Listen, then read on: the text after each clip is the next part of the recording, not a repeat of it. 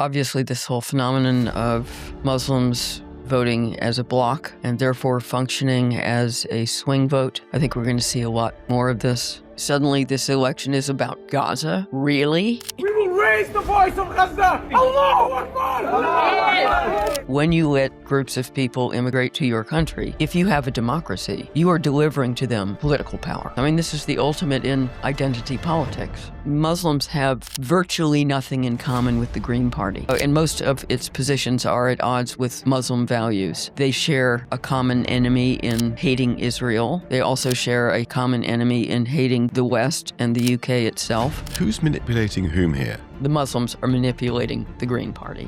That's who's in charge here. There's a lot of dimensions to that question because the Greens are manipulating the Muslims in a way, putting out this Urdu video. मेरा नाम हना Spencer है मैं Green Party की उम्मीदवार हूँ.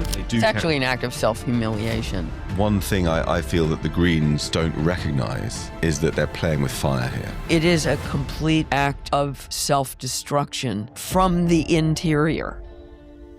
Hello, Jake here. Just to let you know that the conversation you're about to hear with the brilliant Lionel Shriver was recorded in the brief interregnum between the disastrous election in Gorton and Denton and the momentous war in Iran. We've held it back to focus on the war, but we didn't want to keep you waiting any longer. Hello, and thank you for joining us on The Brink. I'm Jake Wallace-Simons. Andrew can't be with us today, as our grueling trip back from Ukraine, where we recorded Thursday's episode, had a knock-on effect on his travel plans. So it's me flying solo on this occasion. But today I'm joined by the American novelist Lionel Shriver, one of the most distinctive and uncompromising voices in contemporary fiction. Lionel, of course, is the author of numerous acclaimed novels, including We Need to Talk About Kevin, which won the Orange Prize and was later adapted for the screen. Across her fiction and her journalism, she's developed a reputation for psychological precision, moral seriousness, and a willingness to interrogate some of the most contentious features of modern life. Her latest novel, A Better Life, continues that exploration, examining aspiration, self-reinvention, and the often uncomfortable gap between who we are and who we claim to be in the context of the immigration debate. If you're enjoying this podcast, please do like, subscribe, share, and leave a comment. I read more of them than I probably should. And if you're listening on audio, a 5-star rating makes a real difference. And if you're still being thwarted by that buggering paywall, now would be a great moment to subscribe. Recently, we've introduced an additional benefit exclusively for our paid subscribers, a monthly Substack Live Q&A. It's been hugely popular and gives us the chance to interact directly with members of the Brink family. Last month, indeed, we did it from Kiev. For the price of a coffee a month, you can join the next session and, of course, rid yourself of that paywall. Sign up at thebrinkpodcast.substack.com. Now, without further ado, I proudly present Lionel Shriver on The Brink. Lionel Shriver, thank you so much for joining us on The Brink. I wouldn't miss it. So, it's a fortuitous morning because we're recording this just after the results from the Gorton and Denton by-election, which really the whole thing was in a way about immigration at its heart. And your novel, A Better Life, is also about immigration. Let's talk about the by-election first. What's your general thoughts and feelings about it? Well, I found the results of the election depressing for a host of reasons. Obviously, this whole phenomenon of Muslims voting as a bloc and therefore functioning as a swing vote, I think we're going to see a lot more of this. My general perception is that Britons who have concerned themselves with the demographics of this country have surely made note of what Matt Goodwin has pushed, is that by at least 2063, if not before, white Britons will become a minority in their own country. But what that gives the false impression that we have another couple of generations before the rubber hits the road. That is not the case. That's not the way politics works. All you need to do is have a minority that sticks together and has patches of geographical concentration. they become the swing vote. They become the vote that all the other parties are bidding for and are willing to alter their platforms to please. And this was a good example. Appease, maybe. Appease, suck up to, whatever. And so suddenly this election is about Gaza. Really? I mean, the Labour Party has virtually nothing to do with Gaza. The entire country has virtually nothing to do with Gaza. And of course, we encountered this earlier in 2024 when those 5 MPs were elected on a platform it's been brewing, hasn't it, for some supporting Gaza. It's absurd. And I think this is an illustration of what we don't observe enough, which is when you let groups of people immigrate to your country, if you have a democracy, you are delivering to them political power. And the United States has illustrated that in spades. The Southwest of the United States used to be pretty Republican. We're talking about California, New Mexico, Arizona, Nevada, and Texas. Texas is still barely Republican, but it's starting to shift. All of these states are either going purple or blue, and it's all because of immigration. It's because of Hispanic immigration. And you can view that as a form of political takeover. A softer way of thinking of it is, it's just immigrants participating. But when immigrants have unified views, that participation has enormous influence on the governance of the country. And the problem here in Britain that, as Gorton and Denton illustrates so vividly, is that the problem isn't the participation.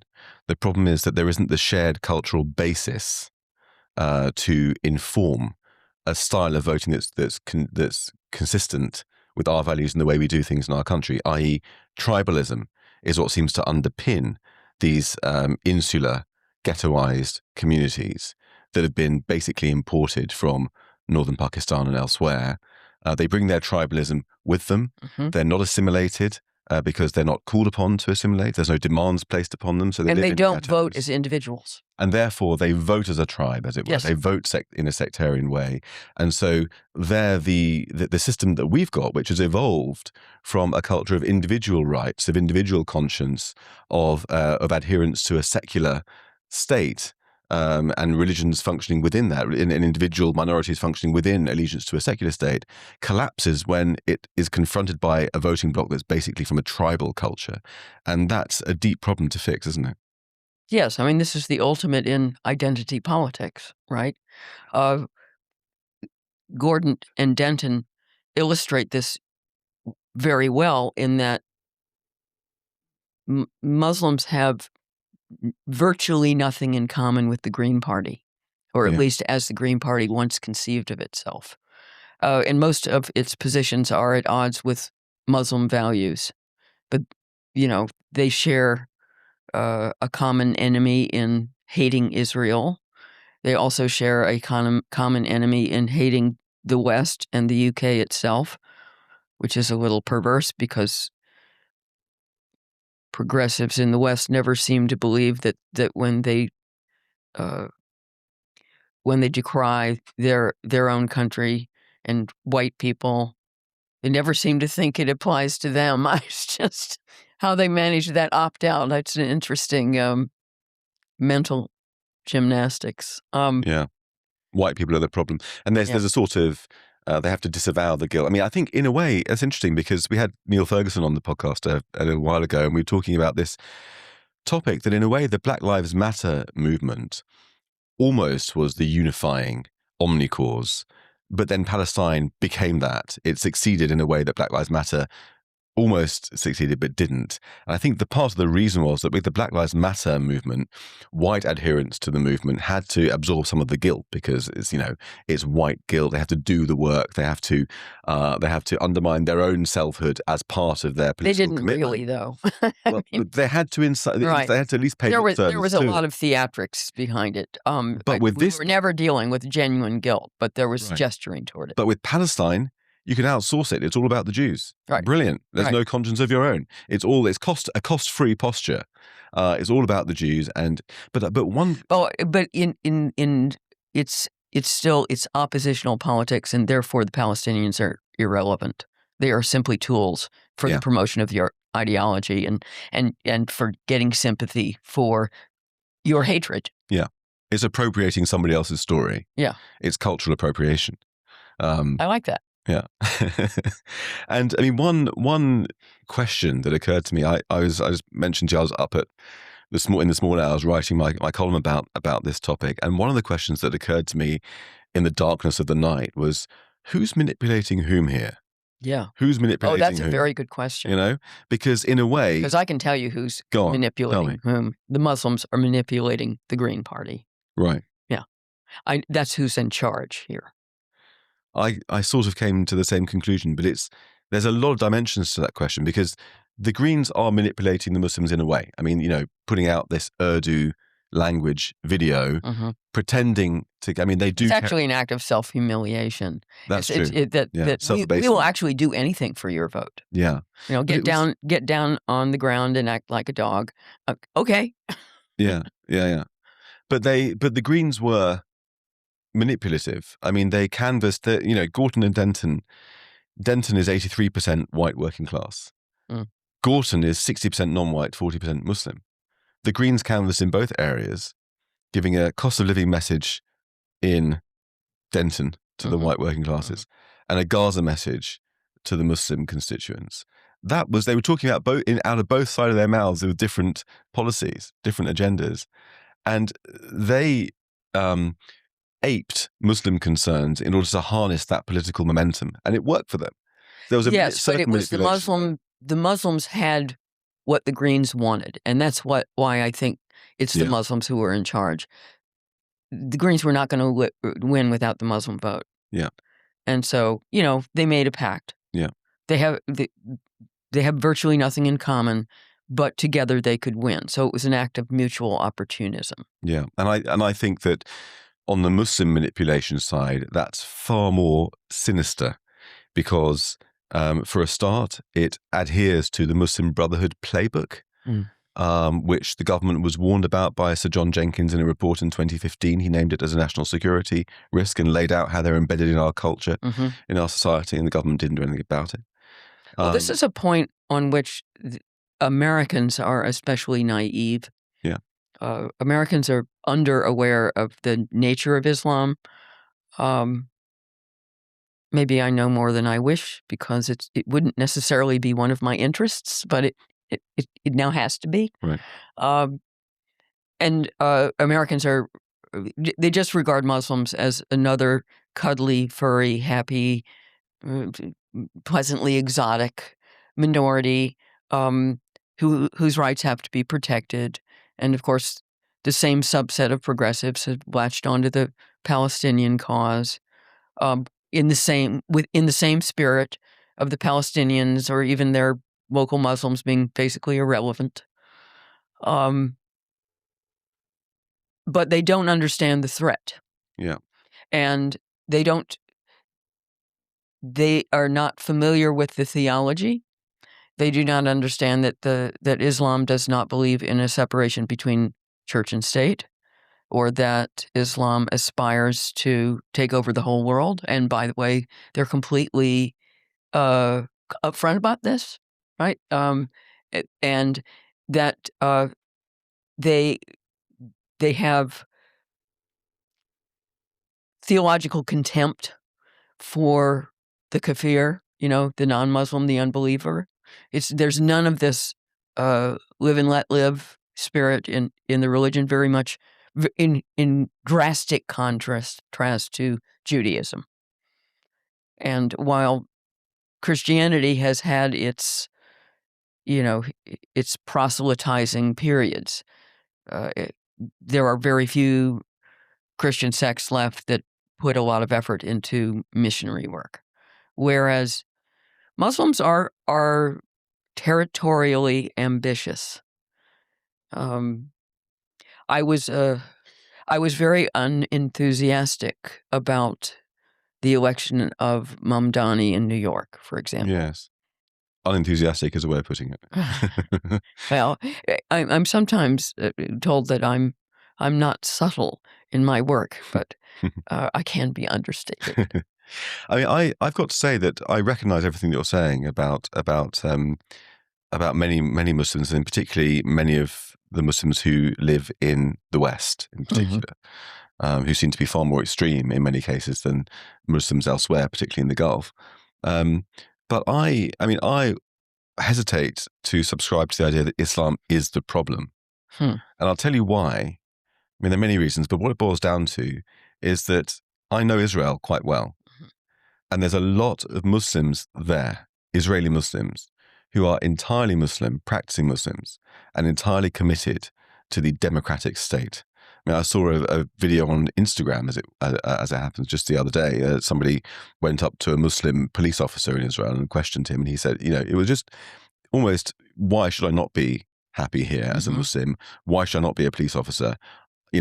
Completely valid citizen of a liberal democracy.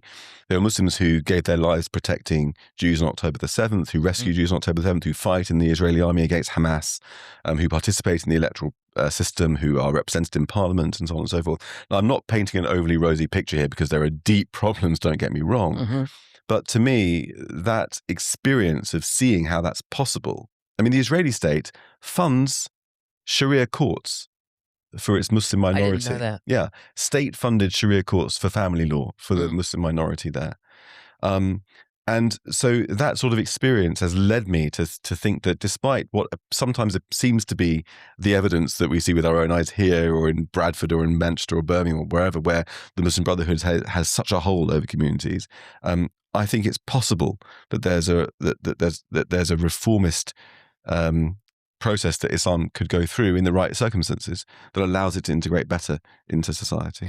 Well, hitherto in the United States, the Muslim population has been similarly moderate, well integrated, often well educated, prosperous, but not tending to be concentrated geographically. Right. That's starting to change. I was really taken aback to discover after Mamdani's election that while there were under 100,000 Muslims in New York at the turn of this last century, there are now 800,000. And how did that happen? And that is a geographical concentration. New York has traditionally been the largest concentration of Jews outside of Israel. But that number of Muslims is coming up against the 900 and some thousand Jews in New York. And if I were Jewish in New York, I'd be a little uneasy. Yeah. Because you're not dealing necessarily with a population that has made its peace with Israel. Yeah. Right? Yeah. And I mean, I think that in a way, there's a huge problem with the politicization of Muslims who have not assimilated away from their tribal instincts that they had back in Karachi or wherever it is. And going back to the manipulation question, one thing I feel that the Greens don't recognize is that they're playing with fire here. And I couldn't help but think, again, in the dark hours of the night, this was a paragraph that was cut by the editor of my column. Oh, those are the ones that always interest me. Where I couldn't help but think in my sleep-deprived state about the Iranian Revolution in 1979 and how the leftists, the Marxists, the students allied with Khomeini, who directed the revolution, of course, from Paris, where he'd been given shelter. And then as soon as he swept to power, they were wiped out. The left was wiped out. Yeah. They were murdered. Exactly. And maybe that's why they cut it, because it sounded hyperbolic. But the principle holds that these people, these Islamist operatives, Muslim Brotherhood operatives in Britain, they wish to subject us to Sharia incrementally over time, not by resorting to bloodshed at first, but incrementally by inveigling themselves into our institutions, into our political systems. And while everybody is asleep, they take over. That's what they're trying to do. And the Greens are going to be chewed up and spat out. So much for the Green-Green alliance. Yeah, it won't last. Yeah. Well, let's talk about the novel, which couldn't be more apposite, given what we're seeing in Britain and elsewhere. It focuses upon it's set in America. It focuses upon the Hispanic immigration across the southern border and into the country. What differences and similarities do you find between the American situation versus the situation in Britain and Europe? Well, by and large, the Muslim issue is a much smaller one in the United States. In fact, it doesn't tend to feature in the larger immigration conversation. So that's the biggest difference. Yeah. I think you're still dealing with a left wing that does not believe in the protection of national borders. One of the frustrating things about having this conversation is that the left, by and large, will not own that position. That is, they won't identify themselves as saying we want open borders, we want anyone to come to our country who wants to come, that it's one big happy world, right? They don't actually say that, but if you follow the logic of the policies they advocate, for example, they don't support deportation at all, then the logical conclusion is you're not protecting your borders. I think the larger conversation and the biggest divide on this between the left and the right really has to do with whether or not you believe in the nation state. Yes. And whether you believe in your own people, whether you believe you have a people. There are people who say, for example, both in relation to American culture and British culture, that there's no such thing, that we don't have a culture, that we are simply going to be, we should just be a backdrop for other people's more exotic, more flamboyant, interesting cultures. More interesting, more moral, more meretricious, just by dint of not being us, right? Yeah. And that's definitely a similarity. After all, the British left has taken its cue overwhelmingly from American politics and American rhetoric. So, I mean, the right believes in the nation, believes that there is such a thing as a native-born people. It doesn't mean that you can't be joined by others, but obviously in order to preserve the integrity of your culture, you don't want to bring in too many people in too short a time and create division. Yeah. And the left thinks the nation state is the source of ethno-nationalism, right? And they don't really believe in borders of any kind. They have made minorities in Western countries sacrosanct. And they don't really believe in the defense of self-interest. And that's a huge difference. This is not subtle. This is a completely different view of the world, of what it means to have a country and be in a country. And at the same time, the left is also least likely to defend a country, their own country, militarily, or to believe that their country has the right to use force to pursue its goals. So it's a kind of total abdication of your own rights and your own interests. I don't think these people are personally selfless. They are competing with each other to seem more compassionate and more caring, and most of all, more hostile to the perceived enemy. Yeah. But it is a very different way of looking at things. And for me, because I don't believe that you can opt out of your country and out of your people, it is naive. It is self-destructive. Even if you think you can opt out of your people and your country, you can't. And so that if you're laying it open for, invasion and pillage, then you're going to be invaded and you're going to be pillaged. So I know where I lie. I grew up as a liberal Democrat in the United States, and it's only recently that I've resigned myself that I'm going to have to start calling myself a conservative.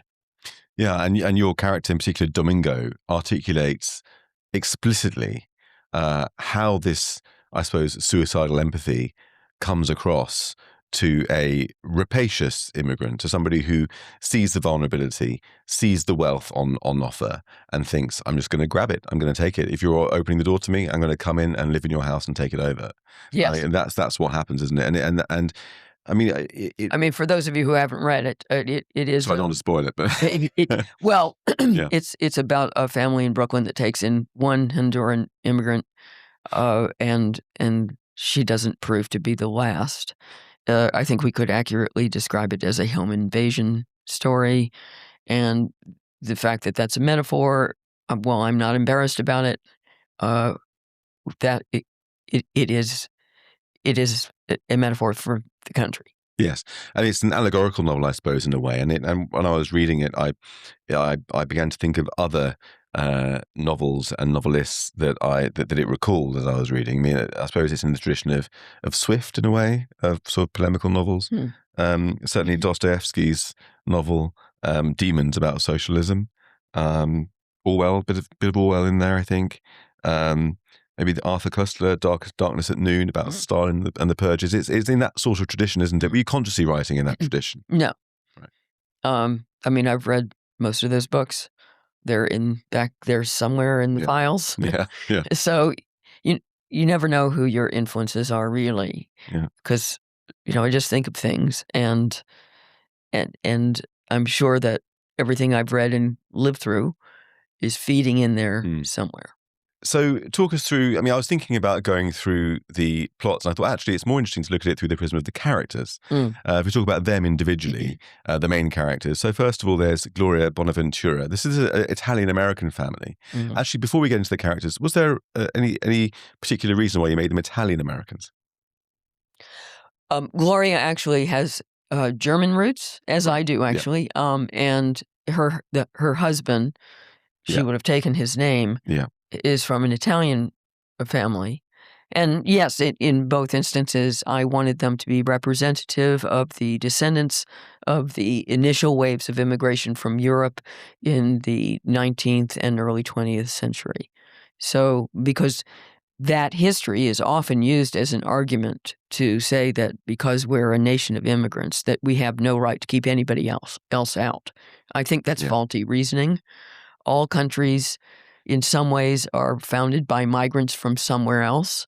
And if you say that if your ancestors came from anywhere else but where you were born, you have no right to keep anybody out, then that's the end of countries. Yes. And there's also a big cultural difference, isn't there, between immigrants of the old school and the sorts of modern immigrants that we see in the 21st century, and perhaps Yes, I mean them to be contrasted rather than compared. One of the biggest differences is that when immigrants came into the United States from Europe, there was no welfare state. So you were thrown on your own networks. You had family or friends that had preceded you and could help you and to earn a living and to find a place to live, or you failed. And about a third of that period of immigrants ended up going home. They couldn't make it. Yeah, and it's also, it's not just a difference in the generations of the immigrants. It's also the places the immigrants come from and the culture they bring with them. I mean, my wife was telling me just yesterday about a Ukrainian mother of a child at her daughter's school who was given refuge in Britain, was living as in somebody else's house, a bit like the situation in your novel, and just felt like she was imposing, didn't feel like she had dignity, didn't feel like she had autonomy or agency, and so she wanted to move out. She moved out, was working in a low-paid job, couldn't afford anywhere halfway decent, but didn't want to go on benefits because she thought this country's done enough for me already, opening its doors to me, saving my life and those of my children. Her husband's still fighting in Ukraine. And so therefore, she just took a tiny house, all squeezed into one room in ways previous generations had done. And that's how she's living. She's striving, she's struggling, but she's paying her way. And that's, I suppose, typical of many Ukrainians. It's a typical attitude, certainly, of Jewish migrants to Britain, all of whom are, on the whole, deeply patriotic, if we exclude Zach Polanski from that. I think we would. I think we would too. He's an honorary non-Jew, not as a non-Jew, but not a Jewish Jew, in a way. Jews pray every week in synagogue for the welfare of the state and the royal family. Chinese migrants, similar, certainly Hong Kongers. Yes. Indian Hindu community here as well, patriotic strivers, Sikhs on the whole. So it depends on where the migrants come from as well, doesn't it? Hugely. Yeah. And one of my objections to immigration policy in both our countries is that we're not privileging the right people. I just read this morning in the Telegraph that of the nearly 50,000 asylum seekers whose applications were just approved, the top nationalities were Eritreans and the Sudanese. Now, those are two countries that are almost guaranteed, according to the statistics and not just our prejudices, most likely to be dependent on the state, and not only dependent on the state, but over their lifetimes cost hundreds of thousands of pounds. So this is not self-interested, intelligent, well-calibrated immigration policy. Yeah. We should be letting in people who, according to the data, are least likely to depend on the state, are likely to be net contributors, who have, on average, assimilated well and either already speak English or readily make an effort to learn English. I mean, there are a number of characteristics which you can nail statistically, so it doesn't have to be just we kind of think they'll fit in. Yeah. And a lot of this research has been done in Europe already. Yes. So why don't we act on that? Yes. And it's very much not racial, but cultural. I mean, Yes. there's a massive study that I cited in my book, which of, I think, 200,000 subjects across the world, which found that people who grow up in autocracies, not in a democratic culture, have a much higher preponderance of what they call the dark triad of personality traits, i.e. psychopathy, narcissism, and Machiavellianism. They're reflecting their leadership. Yes, it's how if you grow up like, makes perfect sense. From the year dot, if you grow up in that sort of culture, that's how you tend to become. And we see it in Gaza with Hamas, brainwashing kids from the moment they're born. And so we have to acknowledge that. It's not about your race. If you take a British person and stuck them in Gaza and subjected them to the same brainwashing that they would receive there, or growing up in rural Pakistan, they would assimilate that sort of culture as well. But it's a problem that we cannot afford to close our eyes to anymore. And the other element, aside from the assimilation and the economics, is what Thomas Friedman would call the forces of order and disorder. And what we're also talking about in the negative is people who grow up in a disordered environment, where the rule of law doesn't necessarily prevail, but just the the rule of might. Yeah. And they bring that culture with them. Yeah. And there are parts of California that are completely Hispanic, Central American, for example. And the Central Americans, for example, in my book, are from disordered societies. Yeah. So the rather than the rule of a government law, you obey a different law, the law of the street, and that expresses itself, of course, in gangs and gang violence. One of the recordings I really liked of Victor Davis Hanson's, I don't know whether you're a fan. He lives in California, right, and he talks a lot about immigration. But he has a lot of on-the-ground experience with immigration because he lives in California. And he describes how the police and metropolitan authorities come down very hard on whether or not he meets various regulations of waste disposal. He has a farm, land management, whatever. He has to obey the letter of the law, and they'll really come after him and fine him if he does anything wrong. But these laws don't apply to the Hispanic communities at all. Right. They're completely left alone. Yeah. And this is happening all over the country. It's racism. Yes, and it's what happened in Minnesota with the Somalis. They were left completely alone. You don't touch those people, and you let them pillage your welfare system. And so we've been talking quite a lot about Muslim immigration, about the difference in background of immigrants coming into Europe. But your immigrants in your book are Honduran. Mm-hmm. And I suppose, I've reported from Honduras when I was a reporter, and Venezuela and places like that. And it's not in place of the, I suppose, religious fanaticism or religious linked authoritarianism that you find in the Middle East. In place of that, it's the gang culture, isn't it?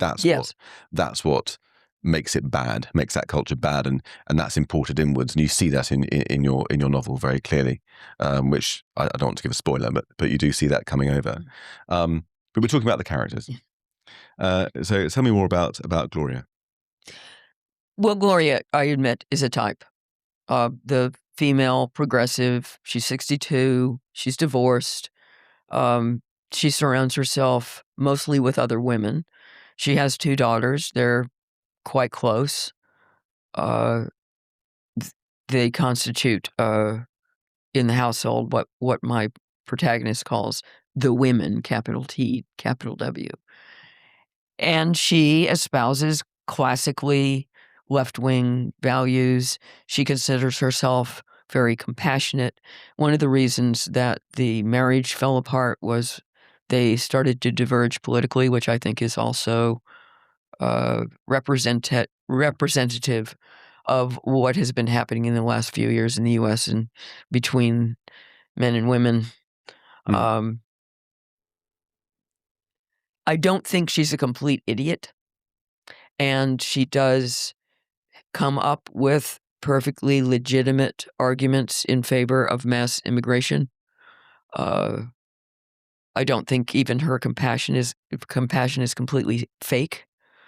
It's obviously self-serving. It suits her idea of herself.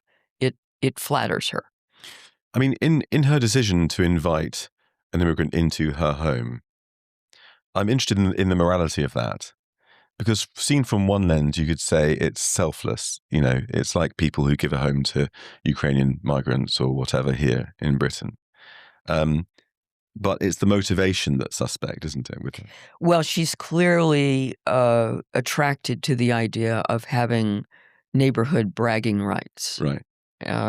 Her status in her book club goes way up, and everyone else in the book club wonders whether they can get a migrant too. It's the white savior complex, I suppose. So we've got her. Then her son, Nico, is a very vivid character in the book. Tell me about him.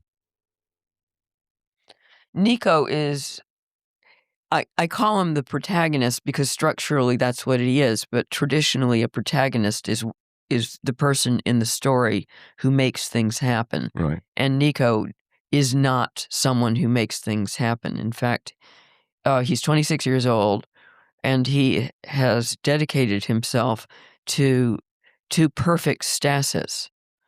So a total plotlessness, if you will. He got a degree in electrical engineering from Fordham University, but he had an epiphany right before he graduated that he didn't want to become an engineer, and in fact didn't want to become anything else either. He is an opt-out. And I would have thought before I started the book that I would have a very hard time sympathizing with this character because, I grew up in a household that believed in the Protestant work ethic. I may not have become an acting Protestant, but it's still in me. I admire people who stand on their own 2 feet. I have been personally ambitious my whole life, so I would naturally admire other people who pursued whatever their dream is. Even if they failed, they should, I admire trying. Nico, on the surface, has absolutely nothing for me to identify with, but I found in writing through his eyes that I became very sympathetic with him. For one thing, he is a young man in a female culture, a feminized culture that has demonized all the masculine virtues. Yeah. And all that is left to him is the kind, when you extract all of those, like courage, forcefulness, aggression, which can be channeled for good, intellectual dominance, and even ambition itself has a male quality. These are all qualities that women can also engender. So I don't want to. You can't have them all. Yeah. But they have been downgraded in Western culture, and that leaves Nico nothing to act with, and he feels, to begin with, at ease with this emasculation. He doesn't feel the need to pursue anything or accomplish anything, and in fact, I think it feels sly to say, okay, I'm not sure I can win this game, so I'm just not going to play. And as long as you are not consumed with ambition, the idea of just getting up every morning and having a piece of toast and watching YouTube, it's actually quite pleasant. And it's also a sort of study in privilege, isn't it? Yes. Because as you mentioned before, migrants his father from an Italian-American background, his ancestors wouldn't have had that luxury to have just done nothing. They would have had to do something. Yes, and as a matter of fact, there's a very, to me, important dialogue in the middle of the book when Nico is talking to an old friend of his he hasn't seen for a few years. And the friend, by contrast, is a well-paying job. He is ambitious. He has a fiancée, and he aims to have children of all things. And the friend is mystified and asks, you were popular in high school. You got really good grades. Why have you stalled out? Yeah. And Nico says, because I can. Exactly. That's exactly it. And then we have, which leads us very nicely into the character of Domingo, who's thrust his way into the book and is such a contrast with Nico. He represents, I suppose, can I use the term toxic masculinity? I think that's pretty, it's trite, but it's pertinent. And Nico is unable to muster any of the masculine qualities that might be required to defend the women. That's right. And the house. And he does. He has enough of his manhood left to feel called to protect his mother and sisters, but he doesn't feel that he has the tools, that he has not developed the character to stand up for them. And he's, the character of Domingo he's not attractive exactly. He's rude. He's presumptuous. The first thing he does when he barges in the house without being invited is goes to the kitchen and gets himself a beer. Yeah. Right. But he is somebody who takes what he wants. Yeah. And also he's somebody who wants. He has intentions, which is exactly what Nico has abandoned. So he is someone, he has agency. He is physically strong. He's quite fit. And, and he's clearly misogynistic. Yeah. Right? Yeah. So, and he treats what you think is his sister very badly as some kind of servant. But he's also very perceptive and very wily. And he has the ability to spot the opportunity and articulate it unapologetically and act upon it, which is something that I think, flipping it round to not just Nico, but our society, we struggle with that. We struggle with asserting ourself, our desires, our rights, and which makes us sitting ducks. Yes. The native population in this book is portrayed as suckers. Yeah. And they're culpable for that. It's not a book that lets the home team off the hook. They asked for it. Yeah. I mean, and there's a point where Domingo says, if you were coming over to Honduras, I'd punch you in the face. Yeah. I wouldn't open the door and give you my food from my fridge and whatever it is. That's right. Maybe I'd let you have a meal, but certainly you can't. I'd not let you have my country. Exactly right. Exactly right. And it was funny because when I was reading the character of Nico, I was wondering. I mean, there was a route that must have been open to you as a novelist, which I think most novelists or many novelists working today would have gone down, which is to make Nico an incel, to have him into Jordan Peterson, into what's the other Andrew Tate, right? And commit a high school shooting or something like that. There was that route because I've already done the high school killing. You have done that, yeah. And maybe that's why it was in my mind as well. But I mean, talk to me about that because that was it would have been a sort of irresistible temptation to a lot of novelists to go for that cliche. Politically correct cliche. Maybe. Yeah. I mean, there's an allusion early on to the fact that Nico still makes his bed as Jordan Peterson told him to. Oh, that's true. Yeah. So you're aware that your author is aware that there is this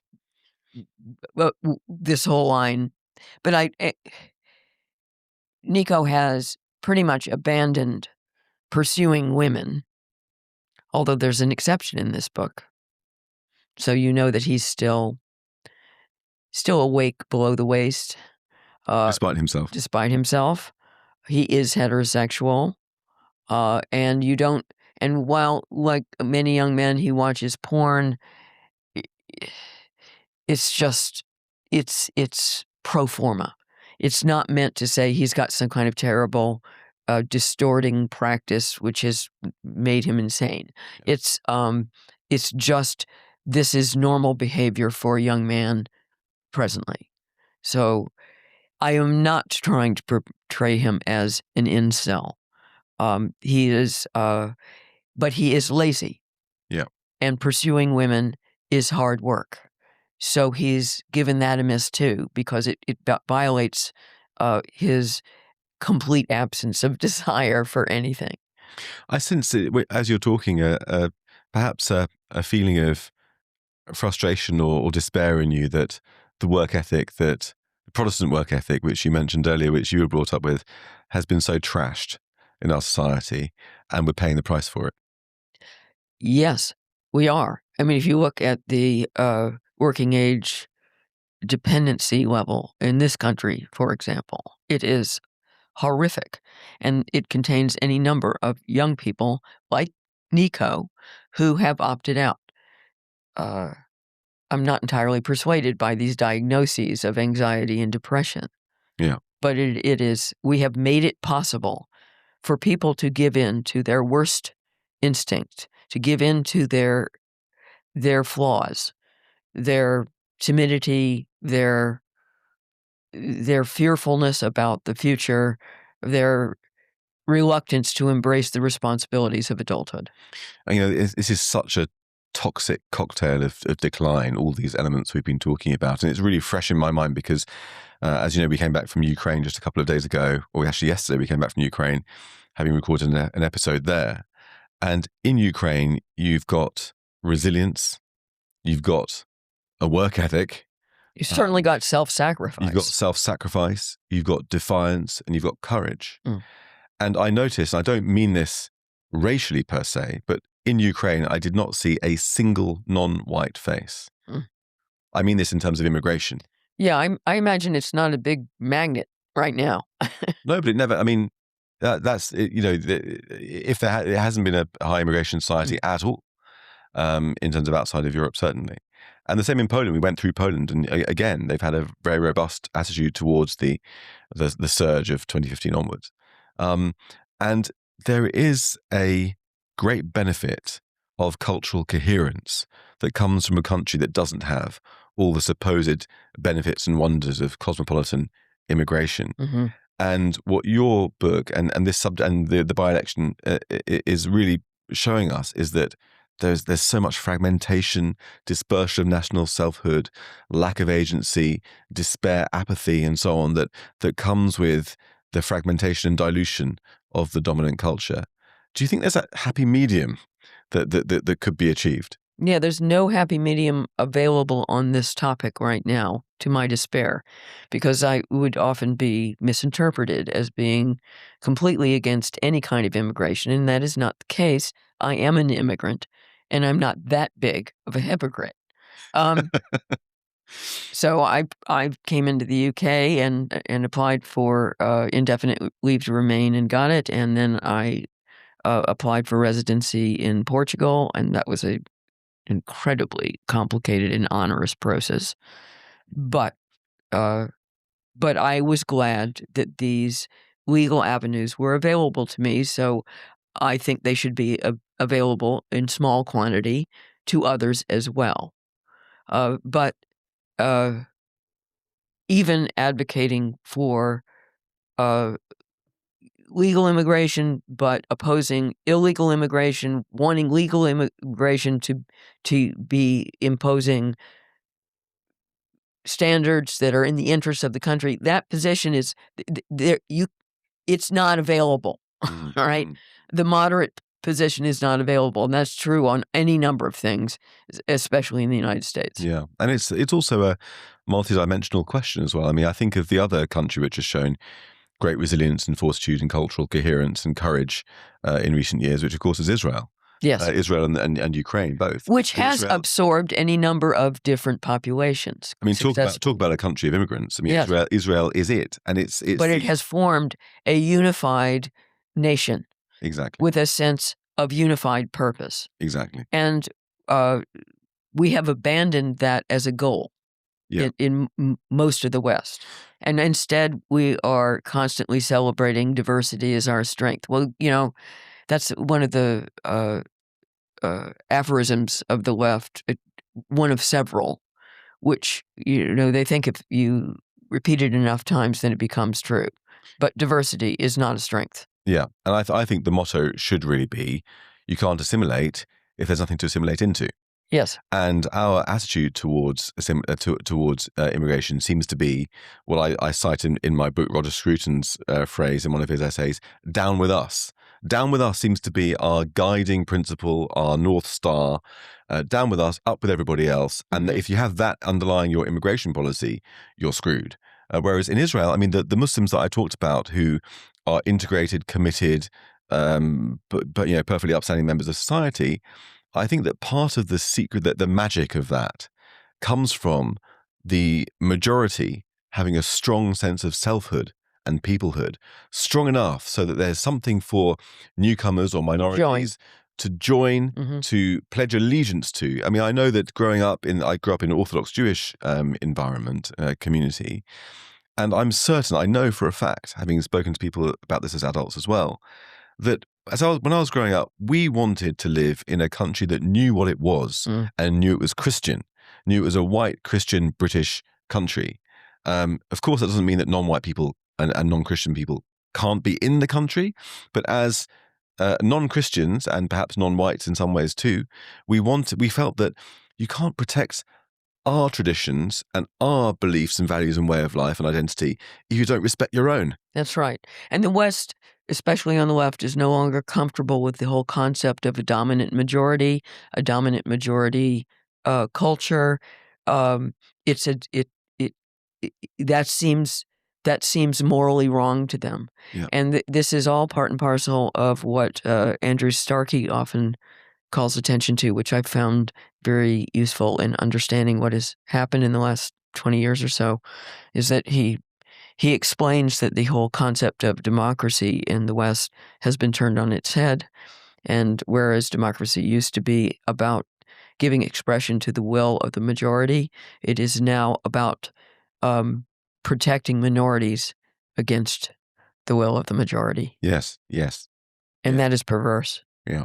And it's also such a Western preoccupation. I mean, if you go anywhere else in the world, I mean, I've traveled and reported quite a lot in Africa. I mean, can you imagine? I mean, some African countries have white people, but a lot of them don't have any white people in them, really at all, pretty much. And I remember you reporting somewhere like Ghana, for instance, or Sierra Leone, and spending all the whole day out and about, and coming back and looking in the mirror and being surprised that I was white, because you've seen black people alone the entire day.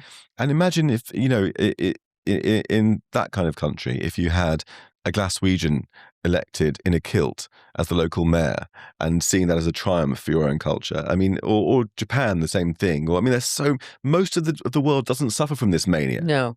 And it does make me wonder whether what we're looking at is something organic about what happens to civilizations when they peak and don't know what to do with themselves, and naturally just corrupt.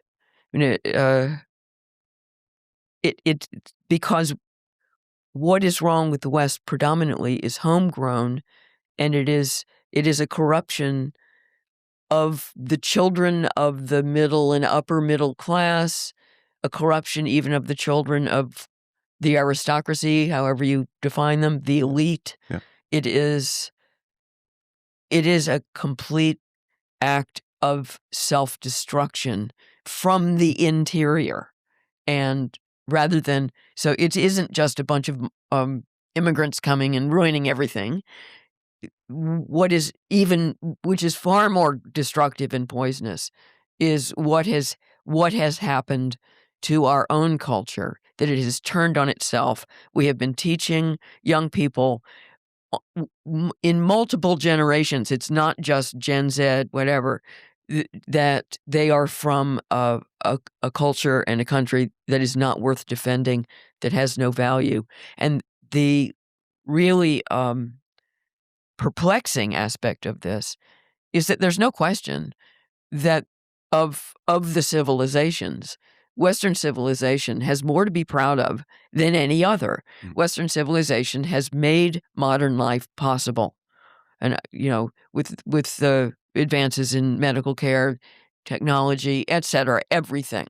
Yeah. Nairobi would not be full of skyscrapers if it weren't for the Western world figuring out how to build them.